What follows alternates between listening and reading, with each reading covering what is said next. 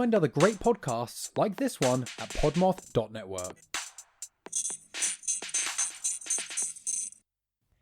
Hello, future Sophie here.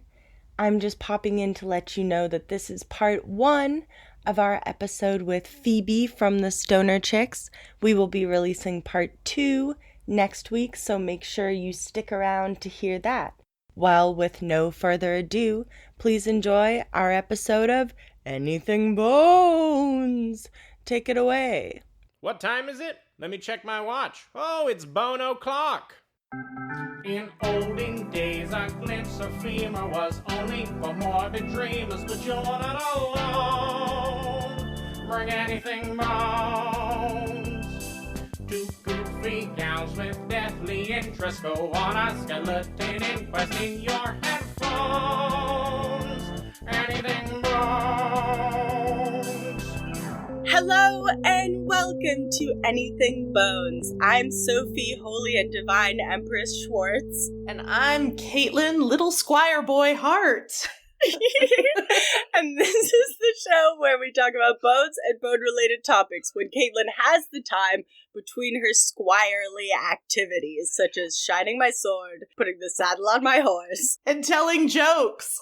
Yes! Oh, you also do jester-related duties? Yeah, I am Little Squire Clown Boy. Well, Little Squire Clown Boy, you will have to maybe move over because we have another person who's very good at jokes. Today, our guest on the podcast from Stoner Chicks podcast is Phoebe. Welcome so much to the Bone Zone. Thanks for having me. I feel a lot of pressure to tell good jokes now, but thank you. It's good to be here, bone friends. Woohoo! Yeah, the Little Squire Boy is a big competitor.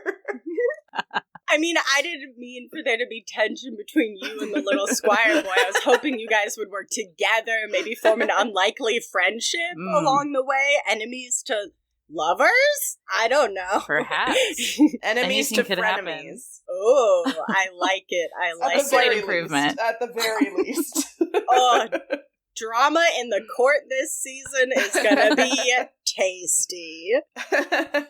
So, yeah, welcome to the podcast. We like to talk about all things kind of related to death. Great. I'm a huge true crime obsessor, so That's exactly what I was going to ask you, if like what you were into in this arena. I've listened to far too much true crime, usually in podcast form, or I go down, late night Reddit holes of creepy things that have happened. I'm especially drawn to missing person cases. They horrify me. Yeah. They horrify me and fascinate me, and also survival or not survival stories in the woods or jungle.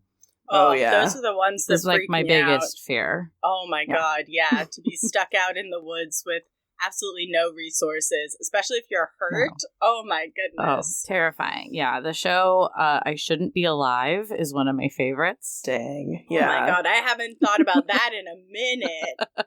Yeah, it just always makes me feel better about just being at home. Or it's like you feel like if you watch these things enough, you'll be better prepared if you are ever to be missing in the woods. But I don't know. I don't want to test it, but No. Better prepared to not get not Lost even get in the in the woods. situation. Okay. Hopefully, yes. Yeah. I'm about to go to Yellowstone and go on a bunch of hikes, and I'll admit Oh my I have God. some fears now from. Why are you Shoot. doing this to yourself? Well, it's a family thing. and Oh, I okay, do like okay. nature, but I'm terrified of hurting my ankle and then a bear coming and I can't get away. That's Oh, my God. new fear. Get some bear spray and good luck. Yeah. And the bear Thanks. traps you with a very boring story. And you Yeah. have to sit there and listen to it while your It ankle bear hurts. explains. Yeah, he bear- Oh my god, he's like, hey, did you know your ankle's broken? Yeah, Chomp. bear, I fucking know. Yeah, chomp. Yeah, these are the leaves you can eat. Oh, I don't care. I just want to go home. Oh my god, bear, you've been telling me this story for 40 minutes. Please just eat me. Yeah, I didn't know that's what they meant by the bears playing with you and torturing you for hours. Oh my god, yeah. It's just anyway. Bat me around with your claws, please. Anything but this. Well, now I'm less afraid. Yeah, Nice, don't nice. watch that movie with Leonardo DiCaprio with the bear. What is that? The Revenant? Oh, yeah. Well, I mean, he beats the bear and then lives in it. Yeah. Okay, yeah. So maybe do watch it for inspiration. Yeah. Oh, yeah, I'm very inspired by Leonardo DiCaprio movies. Well, hopefully, we will not be seeing headlines about how you single-handedly... Although, I would brag if I knew a person who single-handedly, like, beat a bear. Yeah, That'd I mean, be I all wouldn't I kill a talked bear. about. I wouldn't kill a bear unless it was in self-defense, and then I'd be impressed with myself. Anything where, like, the lay person does something amazing, like that guy who the passenger that landed the plane, Right. recently in the last couple of weeks. I definitely wouldn't be able to do that. Oh my god. Like, that kind of thing is amazing to me. It's like, how did you do that? Like, I wonder if he was one of those guys who does the, like, there's guys who, like, and girls, all genders of people who like to do the, like, flight simulator games. My brother had one for a while, and it was really fun, but they're very hard. They're, like, super sensitive and finicky, so, like, maybe they were a flight simulator guy. Yeah. Those are supposed to be pretty accurate. I definitely bet someone that at least plays some form of, like, with computers and video games, because I don't play video games because I find controllers overwhelming, so... no thank you about flying a plane. No. Nope. I ram all the controls straight into my face and hope I kill the bad guy. I just want to eat a snack whenever I see a video game controller. I just don't want to play. I just want to have the munchies. Interesting. Then Doritos branding has really gotten to you. Oh, yeah. I'm a Dorito girl all the way. Oh, me too. Yeah, hot chip, bitch. Yeah. Cool Ranch, specifically. Oh. Oh. I'm original. Okay. Are you staying out of it, Soph? Yes, I am not a Doritos person. I'm sorry. Whoa. What about Cheetos? Oh, love a Cheeto. Can get down They're on so a similar. They're so similar. I feel like you have to like both. I actually don't Perhaps like Cheetos. It's the shape. What? I don't know how we got Interesting. so off the rails here. Oh no. I don't know. Bears and Cheetos. Yeah, sorry. Actually, we're not doing anything, Bones. This is just another episode of Stoner Chicks with a different bunch of Stoner Chicks. What chip is your favorite? Yeah, exactly. Let's try them all. Oh man, yeah. I guess maybe I could segue into some of a bony topic, somewhat of a bony topic. Ooh, I want to see you segue from Cheetos to your topic. Oh yeah, okay. So Cheetos reminds me of orange, which reminds me of sunset, which reminds me of Murder at Sunset. Oh yeah. Sunset makes you go to Murder at Sunset? I don't know. There was a lot of pressure on that segue. So for you today, I have done some research on the Hungarian Blood Countess, which you may have heard of but not know exactly why, and I'll tell you why. She's legendary. So my sources were sci-fi.com, which was misleading. Like, this is not sci-fi. This is mostly based in reality. I was gonna say, does the Countess use a laser? No.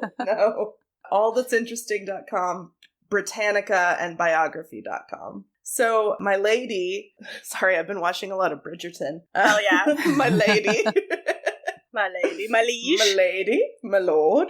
Okay, so the Blood Countess's real name is Elizabeth Bathory, and yes, Bath is in her fucking name, which I found interesting.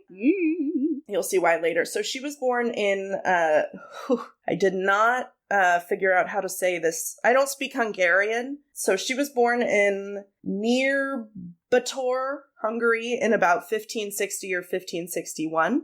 And she was the daughter of a baron and baroness, that they were descended from a bunch of royalty, including the King of Poland and the Prince of Transylvania. So very well-connected family. As you may know about Hungarian royalty, there was a good amount of inbreeding.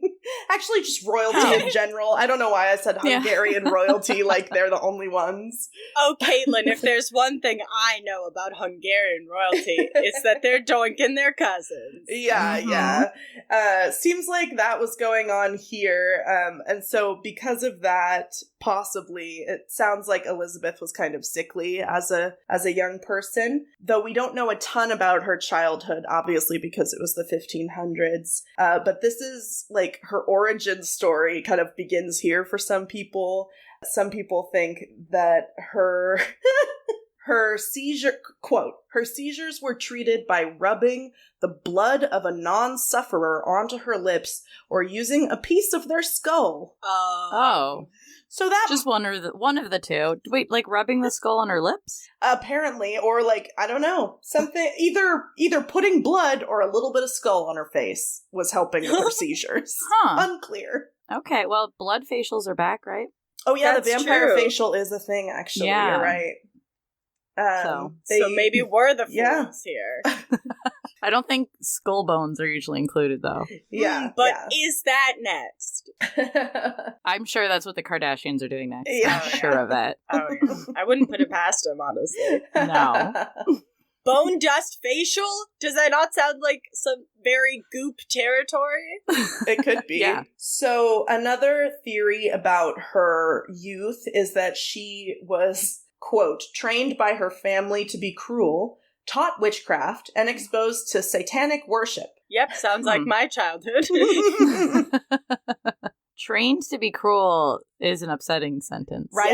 Yeah. Yeah. Yeah. So these are things that may or may not be true. What we do know is that she was in a very noble family, so she would have had a lot of privileges and luxuries that most people did not have. At the age of 11, she became engaged to Count Fernic Nadasdy? I don't know. More like nasty. 11? Nasty.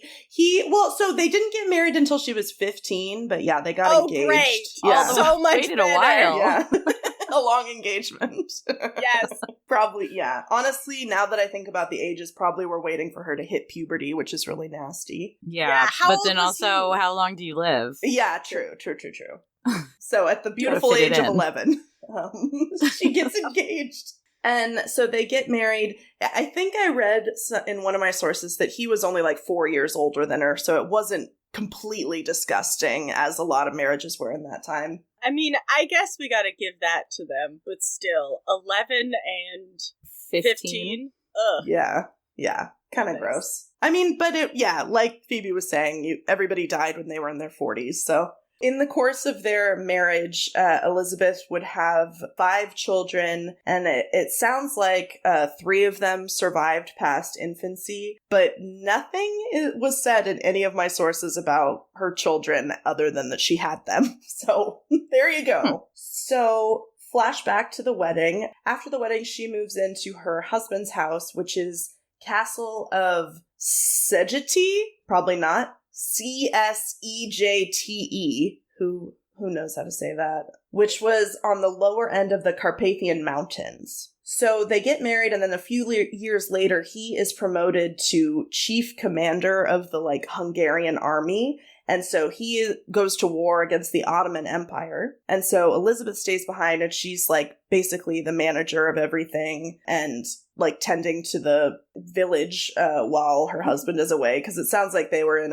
I don't know exactly what their title was, but they were charged with, taking care of people in the village. So her husband dies in 1604, and this is around the time where all these allegations of what his wife Elizabeth has been up to in his absence just are running rampant around town. Uh-oh. So Elizabeth is accused of many crimes against her female servants and like minor noblewomen who just like showed up at her house or like would come there expecting training of some kind or some kind of education. All right, so what she allegedly did is pretty nasty. So I'm just gonna warn you right now, if you're squeamish, maybe just skip ahead like 30 seconds. Here we go. Quote, she allegedly burned her victims with hot irons, beat them to death with clubs, stuck needles under their fingernails, poured ice water over their bodies and left them to freeze outside in the cold, covered them in honey so that bugs could feast on their, sewed their lips together, and bit chunks of flesh from their breasts and faces. Ma'am? That is a buffet of things. That is so many things. There's so many things that she may or may not have done to these women. This woman just, like, went off. She just allowed herself to be the most, like, trained to be cruel was very much foreshadowing. Jesus. Yep. Like, I've heard about this woman, but I had not heard some of those things. So why is she called the Blood Countess? Well, I will tell you. One of the most infamous claims about her was that she would bathe in the blood of her young, hopefully sometimes virgin victims, because she wanted to maintain a youthful appearance. Hell yeah. The blood of virgins. Yeah. This is where that comes from? Mm-hmm. Of course it fucking does. Yeah. Like in Hostel 2. Well, she is said to have been an inspiration for the character of Dracula, but, you know, I don't know. Maybe not. I mean, her plus, like, we've covered Vlad the Impaler, who, like, a lot of this stuff is very familiar to what he would get up to, but his thing was shoving a spike up one orifice and out the other. Right. So, like, I can see how, if you put those guys together, you would get Dracula. Yeah. Their baby. Aw, adorable. A baby Dracula. Baby Dracula. Yeah. So burning and biting people. But so cute. Yeah. Adorable. She also used scissors, apparently. Oh, come on. Sorry. So one thing, though, Sci-Fi and some other sources, but mostly Sci-Fi, claims that this thing about bathing in the blood didn't even, like, show up in documents until, like, 100 years after her death. And apparently it's not listed among the, like, many accusations. There's about to be a trial, so that one we're not sure about. I mean, people often, like, people who do, like, this kind of insane shit, like, people will add to their legend to make it even more fantastical. Like, we've had our yellow journalism. Like, things are always enhanced by folklore and by, like, you know, the telephone effect of, like... Yep. Yeah, one source has it, and then everyone's like, oh. Yep. Yeah, I heard she bathed in blood. Oh, shit. I'm going to tell It's my fact. friend. She bathed in blood. Yeah, exactly. Somebody told me she bathed in blood, so I know it to be true. Exactly. So everybody knows about this basically in the village as early as, like, 1604, maybe a little bit before her husband even died. We're not quite sure about the timeline. But then in 1610, the king, King Matthias II, assigns 2 notaries to go to her house and, like, collect evidence against her. And they collect hundreds and hundreds of testimonies. So because of all this, and I feel like there were, like, over 200 witnesses, so it was just something gargantuan. So she's arrested December 30th, 1610, and 4 of her servants are also arrested, and I believe just, like, immediately executed also. Not good. So they have this trial, but most of the witnesses, I guess, it was a lot of hearsay. It was a lot of what we were just talking about. Well, I heard this. Well, I heard this. And so not a lot of, like, firsthand accounts of what happened. But if there was a first-hand account, it's very likely that those people were tortured beforehand, so I don't know if I tend to believe what they say. But the whole thing was just very scandalous, very crazy, so I guess instead of, like, going through with the whole thing, they decided to just, like, put her on house arrest indefinitely. They were like, nope, you're done. And some accounts say they, like, walled her up in a, like, wing in her house. But, I mean, I think that's a little bit, like, that's just Beauty and the Beast right there. Yeah. Well, I mean, just one thing about that, and this is like a topic I've been wanting to do for a while, but there are, in certain cultures, as a punishment, there was a thing where people would be walled into buildings and just kind of left there to well, she lived. It says she lived for 4 more years, so I don't know if that was the intention, but they just but like it's off. Possible they could have just been like a bricky brick. Yeah, bye. One brick for out that you can take out to slide some bread in there or something. Yeah, get a sandwich in there. Yeah, she's like, can I get a little blood? My face is very dry. Yeah, I have wrinkles. I'm looking very old. So she dies at the age of 54 in her sleep at her house. That sounds pleasant. I mean, who knows? She was so terrible. Yes, it's most died in her sleep in her house. Okay, and now that I've built this all up, I am going to tell you that a lot of this is just alleged and like based on this crazy trial where all these conflicting testimonies were being given, secondhand accounts. So there are some other theories about what went down. Some people, smart people in Hungary claim that King Matthias II owed Elizabeth's husband a great amount of money, like he had debt for them, and after her husband died, I guess he maybe didn't want to pay that, so maybe he was motivated to kind of get rid of her with this trial and these rumors and all this shit. So that's a possibility. It could just be that other people wanted to control the land that she was in charge of. Maybe people didn't like that a woman was running it. Mm-hmm. That seems right. Yeah. Yeah. There was also, one of my sources said that it's possible that she was targeted by the Lutheran Church because she was a Calvinist. Oh. Okay, that's a left field one. Yeah, that one's way out there. So, who knows? I like this quote to kind of sum her up. Quote, "The best case scenario is that Bathory abused her servants but came nowhere near the level of violence alleged at her trial. Worst case, she was a blood-sucking demon sent from hell to murder young women." Okay. You know, guys, on any given day, either of those could be me. You know, you gotta give her the benefit of the doubt. No. It's very terrible that she, took all of this out on her servants, though. That's so fucked up. Yeah. These Something people was who were, bound obviously to amiss. her. Yeah, she was, using, her incredible power over them as their employer and a noble of the time, to enact her terrible, sadistic bullshit. So, at one point or another, she was in the Guinness Book of World Records as the most prolific female serial killer. Some accounts put her number of victims as high as 650. What? Damn. Mm-hmm. Who has the time for that? She's a noble woman. She doesn't have a job. People just keep showing up. Hey, I'd like a job. Hey, I'd like to read a book. Hey, and she just kills them. I mean, she did birth 5 children as well during that time. Yeah. That's true, but she's not mothering those children. That's a wet nurse's job. Yes. Anyway, that's the blood countess for ya. Wow. Jeez Louise, Caitlin. What a lady. You've been saving that one. I've been sitting on it. You have been. That, just the amount of violence possibly attributed to her is pretty mind-boggling. Yeah, over 600 victims? I don't really want to know the answer to this, but I mean, what is the highest count for a serial killer? Yeah, I don't know. I mean, she's gotta still be up there.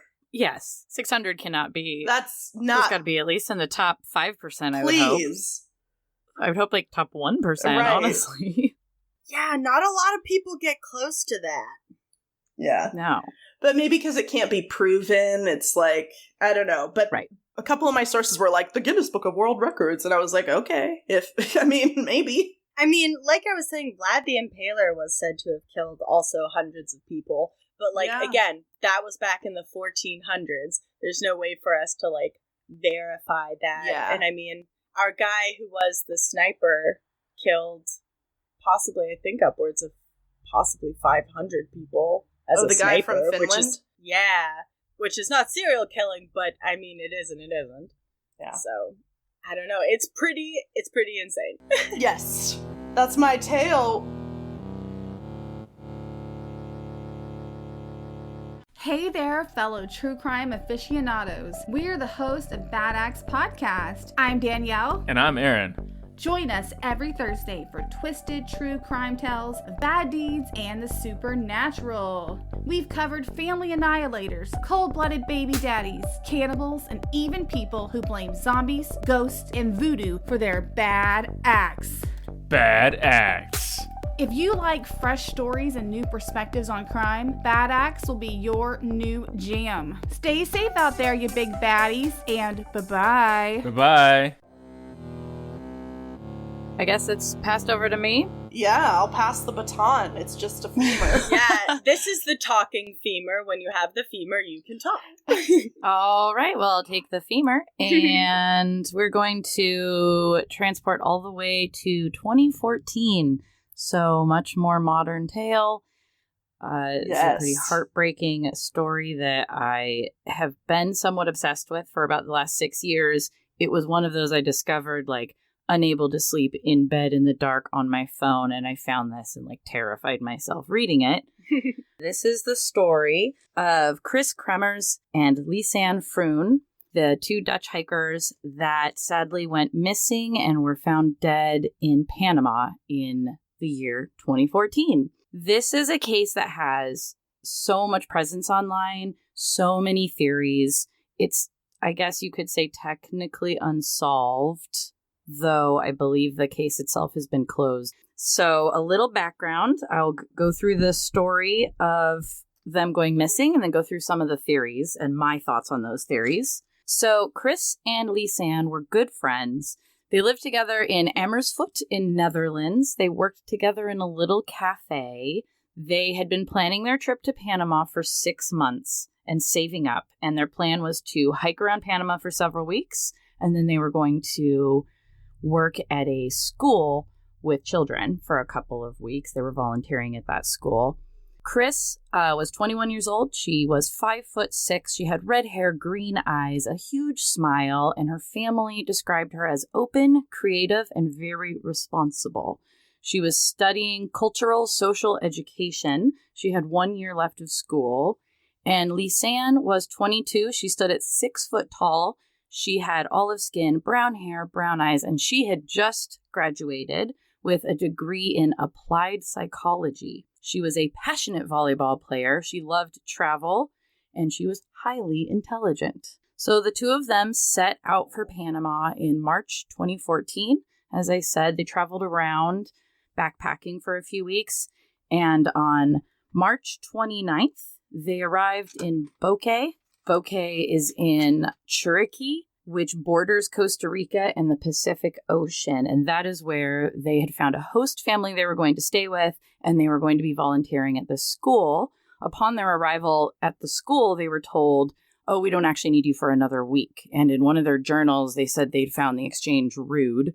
But so that meant they had another week. So they got to the host house they were staying at and decided they were just going to explore the town for a few days. They sort of sadly had hired a guide to do hikes with them on April 2nd. But on April 1st, they decided they were going to venture out and do a hike on their own. So they set out at around 11 a.m. to do the El Pianista Trail, which is through the Forest of the Clouds, which I guess it's because you hike up until you're sort of in the clouds, and then you continue up and then you're above the clouds. And it's everything. I mean, Whoa. I looked up a bunch of stuff about this trail. It sounds absolutely beautiful. You take it all the way to a summit. It's about 5 miles. And then you can cross the summit, but it's technically, you're not supposed to. There's signs advising you not to, though it is unclear how many of those signs were up at this time. It is technically not under Panama law once you cross, and it's where a lot of indigenous people live.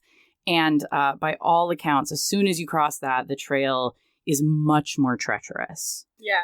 I mean, I was just going to say, I've been to Panama actually a couple of times with my mom to do like medical stuff. Like she used to be a nursing professor, so she would take her students down there to do like medical aid. And I remember driving up through the mountains of Panama, and the forest there is dense as fuck. Like, getting through it is like, it's a non-starter. And exactly like you said, like, we were in a van actually that couldn't hold all of our suitcases, so we had to leave the suitcases in there and walk up next to the van, which was pretty amazing. But when you would look over the precipice of these like cliff sides that we were like wrapping around this mountain, it would be like looking into a cloud, because you just look down and all the mist and clouds were underneath you, and it was very ethereal, beautiful, but also I can 100% understand why you could get lost very quickly. Yes. So they set out, as I said, at 11 a.m. They were wearing shorts and tank tops. They had a backpack with 1, maybe 2 water bottles on them and a couple of light snacks. They each had their phone and they had a camera. And there's not a for sure if this is true, but most accounts I read said they had met like a villager's dog along the way that just kind of wandered, and that it was named Blue, and that this dog had gone on the hike with them. I don't know if that's true or not, but most accounts say that that happened.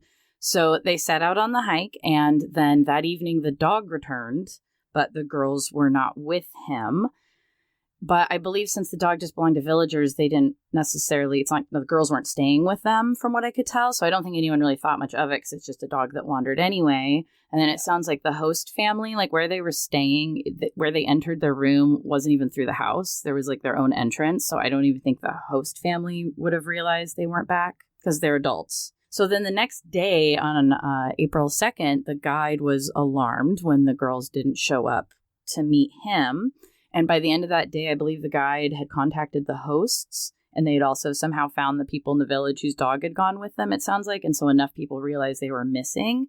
And April 3rd, the guide started doing search parties. And unfortunately, it sounds like during those first days, the guide, everyone just assumed they would not have crossed over, because it seemed clear to everyone that it just looked so treacherous. Why would these girls do it? They hadn't packed any good supplies. So they were only searching the main hike, which is, the 5 miles up to the summit and then 5 miles down. The parents arrived of the girls on April 6th, and then these searches were like very much extended. They put up a $30,000 reward. They, of course, then did start crossing the summit and searching everywhere with dogs. And I believe that the search lasted at a pretty massive level for about 10 days. 10 weeks later, in June, the backpack of the girls was found by what I found by the guide's wife. Now, I honestly couldn't tell if that meant the original guide or just a guide's wife. The backpack was then given to the guide, who was then given to the Panama authorities. There was like 30 fingerprints on it by the time it got to the Dutch authorities. So it's very hard to say what all happened with this bag. Yeah. It has been reported so that both their phones were in it, their camera was in it, some passports, the cash they had, an empty water bottle, some snack wrappers, and their bras. Everything seemed to have been dry, which when we get to theories is something people find very fishy, that nothing seemed wet, the cameras and phones were fine. Well, and why did the backpack get found by itself, too? That's really weird. Yeah. And the woman claims that found it that she'd been near there the day before and it was not there. Of course, this is just one random person saying that, but that is what she claims. Very close to that time, they found the shorts of one of the girls. And this was about 8 miles from where the summit is, heading off in the direction that is like thick jungle where only really indigenous people live. So, and also it was reported at the time that the shorts were found neatly folded up and zipped up. But more recently, photos of them have been put out there, and they are clearly not. They look very disheveled. They look like they were just tossed there. And then several weeks after that, they found a hiking boot with a foot still inside. Oh.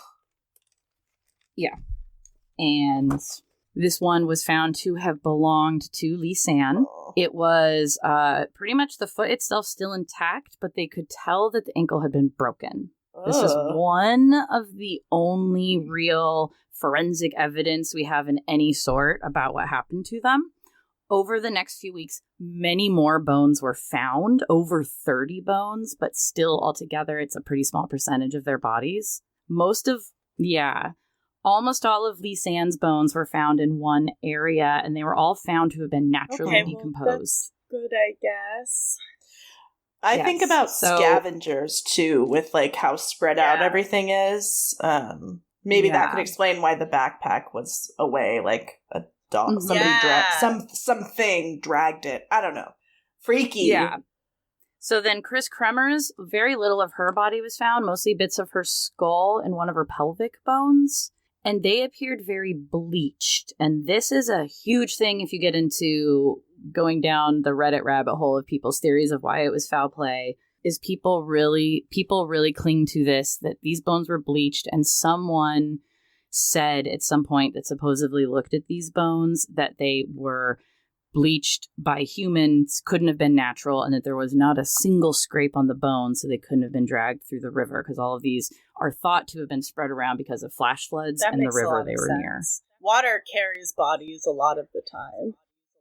Oh. Yes, and that area is very known for having flash floods. So what did we find? Well, so what did we find? What did we find when we got our asses down to Panama and looked into this ourselves? Well, here we go. The cameras and the phones, the one camera and the phones tell a pretty terrifying story, in my opinion, of the potential that they were alive for up to 11 days. Oh, God. It's found that on the phones, the first calls to... It's not 911.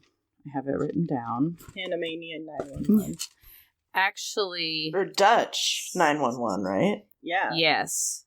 Yes. So on the day they went on the hike, April 1st, around 4 p.m., so about 6 hours after they had left for the hike, each phone puts in a call to 112, which is the Dutch emergency number. And then basically over the next, because, they had both the phones, so they were able to look at their history they know everything from when they were like turned on and off and how many times attempts to call were made. And it was very sporadic. Over the next few days, they would turn them off and on a lot. There was never any signal, and they would periodically call the, Dutch 112 number, but only like once or twice a day, which a lot of people find very strange. They also looked up the guide's information in a WhatsApp, but it doesn't, because that's how they had communicated with them, was in the WhatsApp app, but they also couldn't connect with him. And then about 5 days in, so on April 5th, the Samsung, which is one of the phones, that's the one that belonged to Lisanne, was dead and never turned on again. The other one was an iPhone, but after that day, it was turned on a lot, but always the wrong PIN was entered, and so it was never able to be actually used. It just turned on an awful lot. That's either very sad or very suspicious. Mm-hmm. And then on the camera, there's also a few pictures on one of the phone of them on the trail, like early on going up.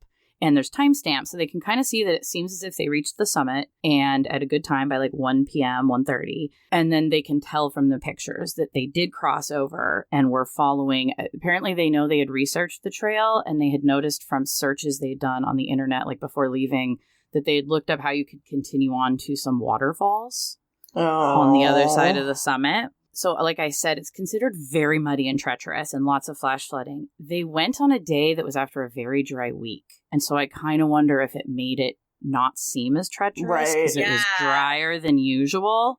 And along the path, and it's in some of the pictures, there's these what are considered incredibly dangerous. I think they're called monkey bridges, which are basically suspension bridges that are like above 70-foot cliffs. And when I was reading about it, like even the indigenous people don't usually go in there during this time of the year because of how much flooding there is. I would not any time of the fucking year.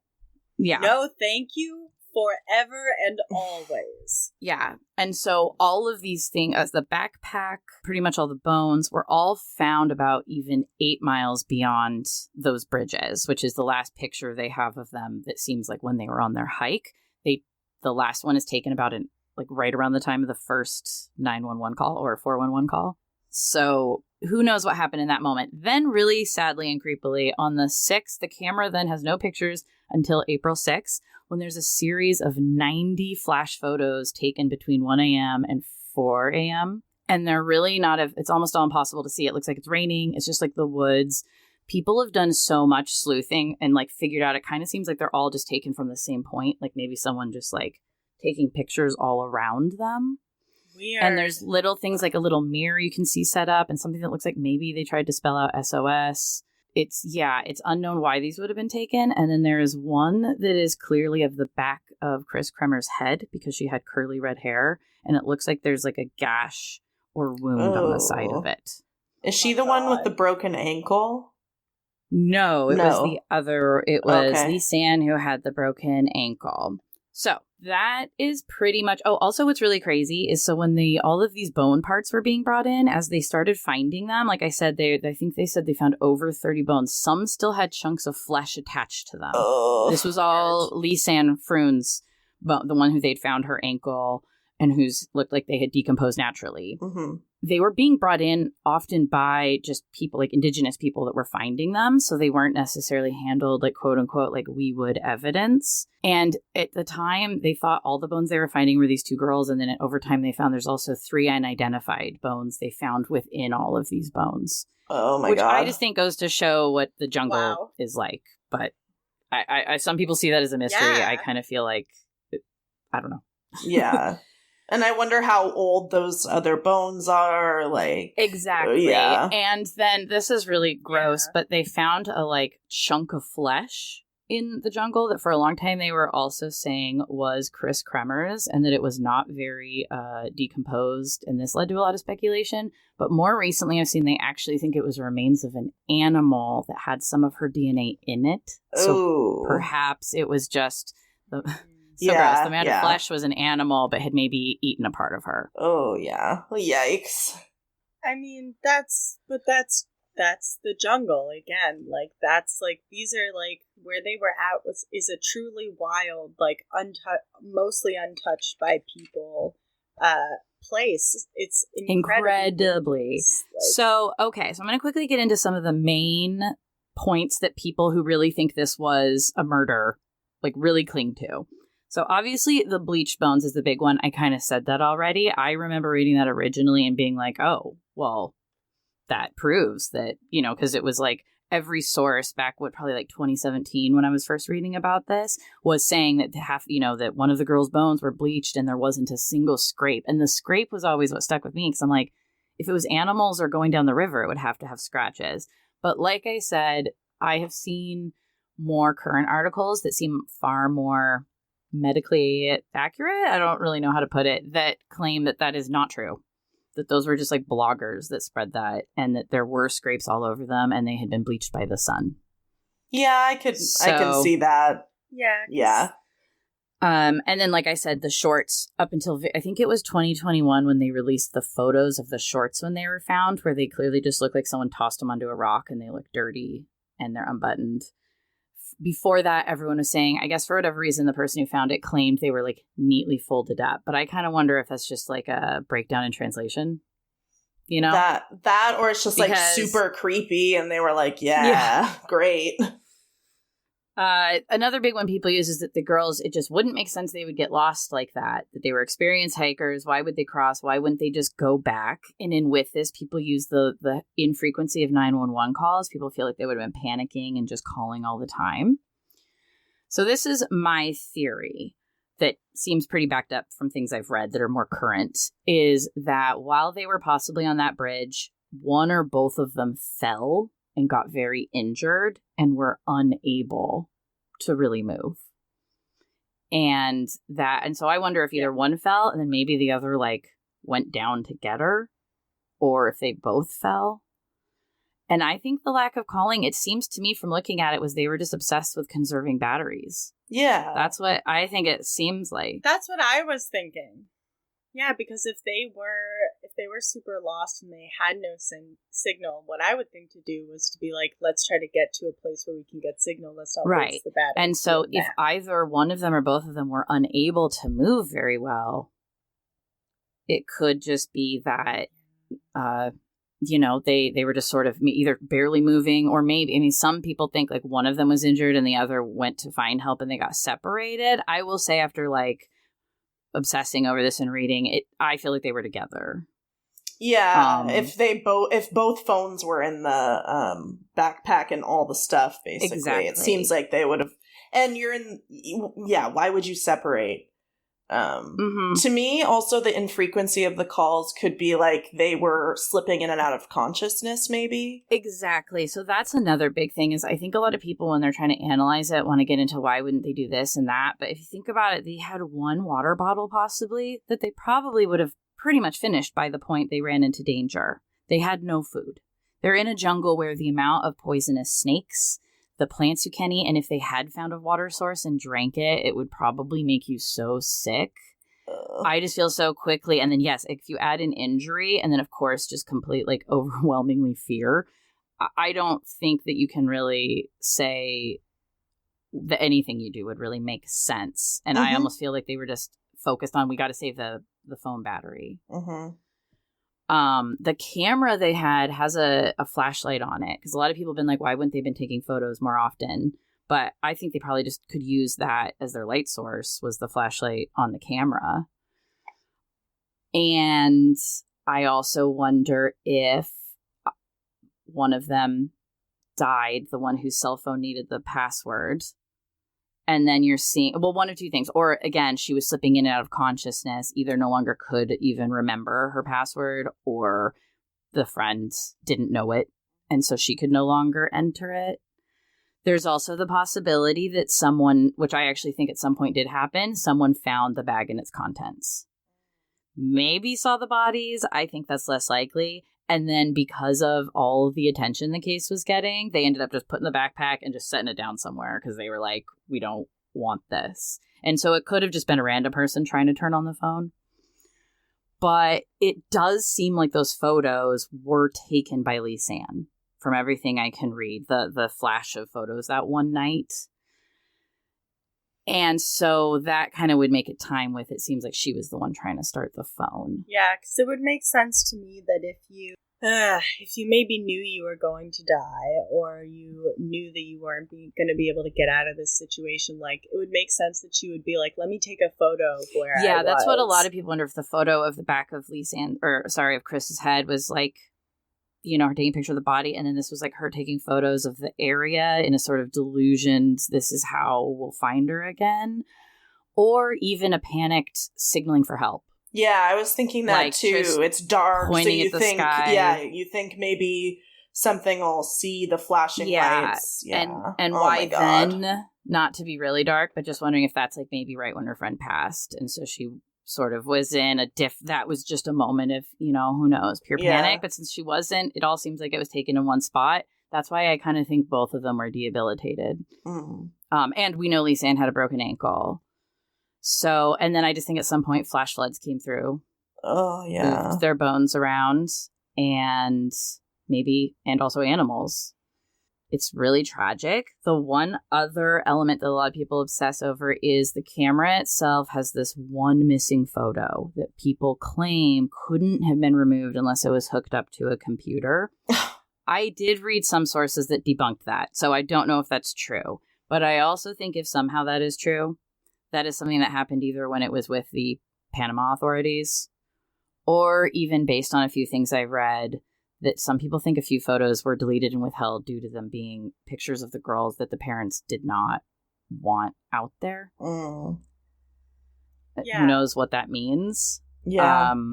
But basically where I come to is, I'm fully on that. I think that something tragic happened to them. They got wounded or lost and died in the jungle. And that's my theory on what happened. But I invite everyone to go look into it. You can find things that'll lead you down so many rabbit holes and are very convincing. But I feel like I tried my hardest to... The most current articles is where I would say to go, because they have a lot more updated facts that have come out from people doing more research. And I'll go ahead and list a few of my sources, and then there'll probably be more in the notes because I went down, as I said, many a Reddit rabbit holes. So obviously our good friend Wikipedia was my first and foremost. And then from Imperfect Plan, I found this article that is Chris Kremers and Lisanne Froon's forensic analysis of phone data. And it is just like step by step through every call made, the amount of time it took. Very detailed and very fascinating. And then in strangeoutdoors.com, an article called The Disturbing Deaths of Chris Kremers and Lisanne Froon on their La Pianista hike in Panama.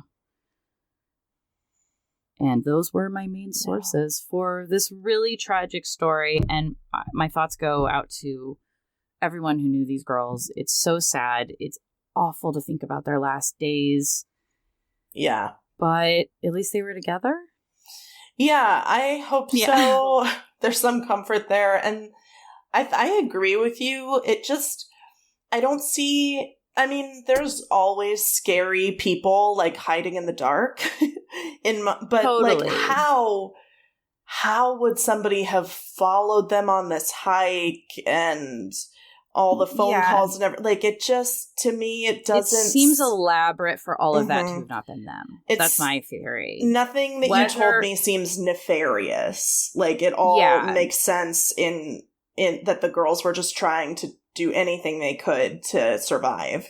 Yeah. And I mean, there are a lot of accounts of that area from other hikers. There's a lot of like wild dogs that run around and can be scary. Or, you know, people have talked about being on the trail and seeing creepy guys, which I don't know if that's just them seeing an indigenous person and thinking they're creepy or if there are creepy guys. But, you know, it could always be something did happen that scared them and made a bad situation start. I mean, we'll never know. But as far as the conspiracies of like a killer erasing that one picture and bleaching one girl's bones, that all just feels very like so elaborate. It doesn't. Elaborate and a little, and just kind of grasping. Like, I feel like when people, exactly, grasping, because like when things like this happen that are like so tragic and like kind of picked over so publicly, people want there to be a more concrete or purposeful explanation other than these women got lost and they met a tragic fate of being consumed by the jungle. That's I think because you can go online and see all those photos, they are so creepy knowing those were taken in the woods. I do think it adds this weird sense of like, well, it has to be. I mean, I remember, like I said, the night I discovered this story on my phone, I was like getting chills. And so I think then, because it makes you feel that way, you see this, you feel like you're there with them and it's scary. So that you want to believe it can't just be they were on a popular hike and this happened. Yeah. But, you know, stay on the trails and stay put. If you get lost, just stay where you are. Yeah, and always mind the signs. Yes. Out on Wilderness, they don't put those signs out there to be cute. They really mean something. And it sounds like their parents have gotten the closure they need now. They seem to believe that they did sadly perish from an injury or getting lost. So that probably is who matters the most as far as being able to feel closure is not the right word, but at least a sense of knowing what happened. Oh, wow. Yeah. Thank you so much for that story. That is chilling. Enthralling, creepy, chilling. Yeah. Well, get us out of this mood, Sophie.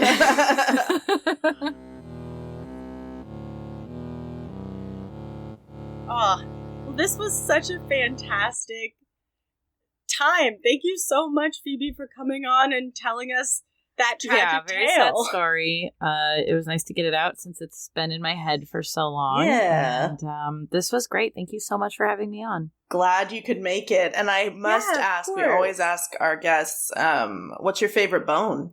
Yes. Oh, my favorite bone. I'm going to go with I've only ever broken my big toe. And I always was jealous of people in casts. So I'm going to go with the one bone I broke, the big toe bone. The big toe. Big toe bone, yes. What is that, a I love phalange? that. It's going on the board. Yeah. Metatarsal. Well, I don't know. We should know more names of bones. Yeah, it healed, so, that's the most magical bone I have. Wonderful. All of your bones Okay. are magical. Thank you. If you would like more of Phoebe's wonderful comic stylings, please make sure to check out the Stoner Chicks podcast, of course. And if you are in the Seattle area and you would like to see the Stoner Chicks doing improv live and in person, and the Maple Daddies, my sketch comedy group, doing one of our first shows back after Ye Olde Panty, we've got tons of great new sketches for you guys. And I would love to see you come out Come and laugh laugh. with us. I'm so excited. It's going to be a double feature of I'll be goofs and laughing my So ass many off. goofs and ha-has. and you can get tickets for that at the link in the Maple Daddies on Instagram bio. That's just at Maple Daddies. What else? Brain working. Nope, that's it. We'll just say goodbye then, like Please normal end it people there. do. Yes. Have you ever ended something? No, only Brain. segues. Done. Only segues. Well, we'll help you segue out into the rest of your day. I hope that you appreciate your bones, find time to do something nice for yourself, and always